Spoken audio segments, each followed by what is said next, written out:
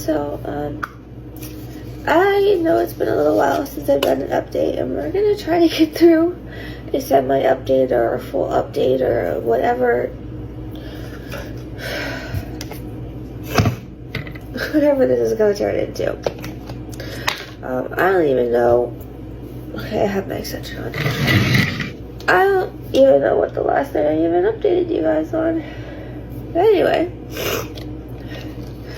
we're gonna do a little bit of a different update. We're not gonna do we're gonna do meds when we do this too. The typical GI motility, update. We're gonna do the ovarian cyst gynecological, if that's even a word, update. So that's what we're gonna do. Hold on. Sorry. So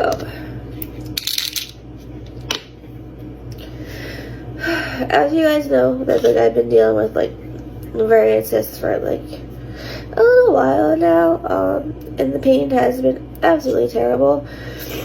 And I am saying this coming from somebody who has an extremely high pain tolerance and whose PCP literally said, it's concerning because I know how high your pain tolerance is, and then to see you in this much pain is worrying. But nobody's doing anything about it. They're not investigating any farther. So it's just I had my ultrasound moved up from the middle of November to, I think it was Wednesday of this week. I got the results, I would say. This is there, it's still the same size, it has not ruptured, it has not shrunk. There's multiple ones, it's there, blah blah blah blah blah, all that kind of stuff. It said it could be one of multiple different things. I don't remember the medical terms for these things because, quite frankly, I know motility stuff. I don't know a lot gynecologically of stuff because I've had gastric for a long time. I know all that kind of stuff. This is kind of, I would say, new to me, but hold on, I need water. Anyway, I don't know where I'm trying to get with that, but they have decided that it's a mass of some sort, according to the ultrasound. And it could be, bleeding cyst or something else. It could be a legit tumor mass. They don't know, and the radiologist recommended further testing to figure out what exactly this kind of cyst is. And I have been in extra amount of pain lately, a lot of extra pain. So I did contact the office earlier today, because it is late right now. But anyway, sorry, I'm all congested, and then when you cry on top of being congested, this is what you get. Yeah. So my IUD is out of place, one. Yes, the one that I just got replaced because it was out of place. So that's out of place again. So they're going to try one more time to remove it and replace it.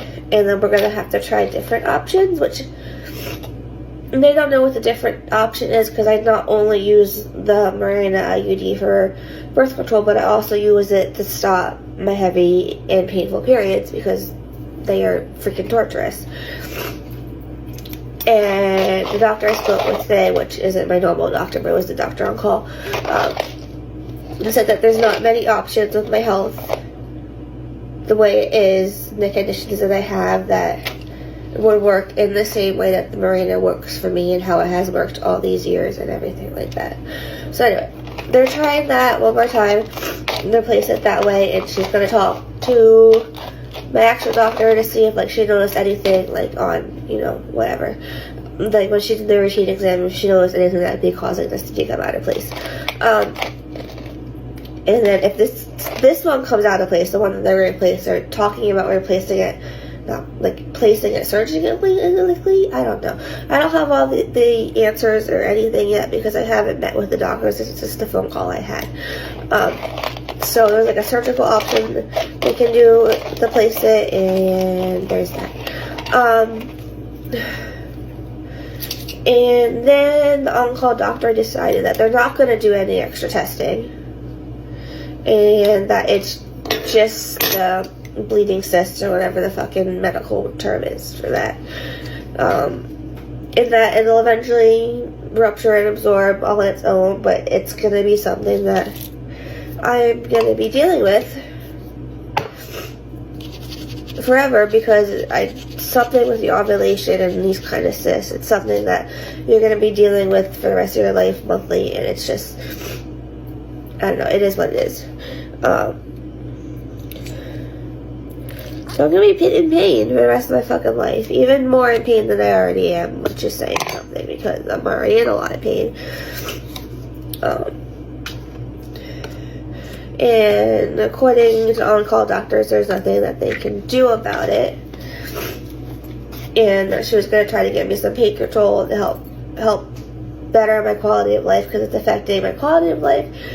It's affecting the quality of work I do at my new job, and it's just like, yeah. But then nothing was called into my pharmacy, so I left a portal message like after hours by the time I realized it, because I was at work. And they got back to me, which is kind of shocking that they got back to me that quickly. Anyway, but she said that there's no med that they can give me that does not interact with any of my current medications or my current diagnosis. So I just have to deal with the pain, and if it gets too severe, to go to the ER. But as you guys know, going to the ER is not an option, because the ER doesn't take my pain seriously either, because, you know, it's just an IV Tylenol. Okay, go, we'll give you some IV Tylenol, some IV Zofran, and a bag of fluids, and you can go.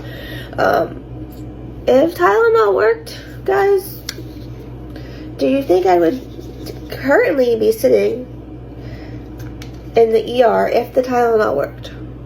Exactly.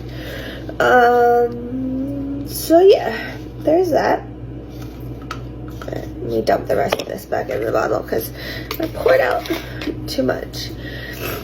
But I'm just to the point where I'm just like, what's the point of continuing with all the doctors if none of them are ever going to do anything for me? And it's just, it's just like, you just have to deal with it. This is your life, you know, kind of a thing. When anybody else who, say, had what I'm going through right now, minus the gastroparesis part, they would get treatment, they would get the pain meds, they would, you know, get relief and their quality of life back. But because I have other conditions,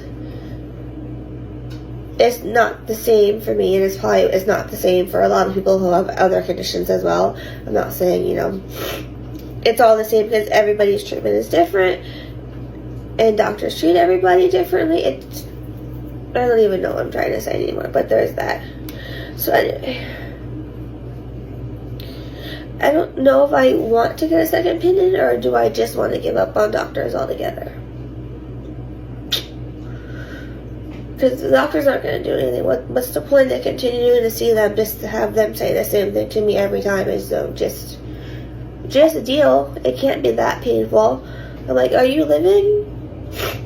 Are you living in my body? Do you know how painful it is for me, for someone to have such a high pain tolerance like I do? And all my doctors know I have a high pain tolerance. I've had a high pain tolerance my whole life, and to still be in this much pain is yeah. So there's that. That's my rambling update. So yeah, okay. Anyway, back to crying. Bye.